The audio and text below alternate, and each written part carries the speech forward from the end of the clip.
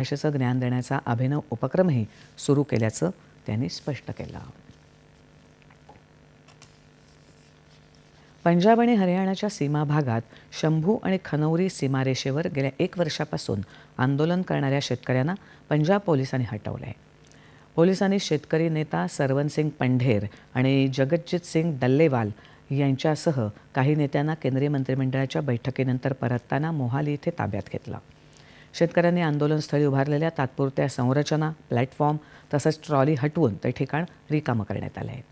पंजाबच्या बाजूचा मार्ग मोकळा झाल्यानंतर आणि हरियाणा सरकारनं लावलेले बॅरिकेड हटवल्यानंतर इथली वाहतूक व्यवस्था सुरळीत होईल असं पोलिसांनी सांगितलं.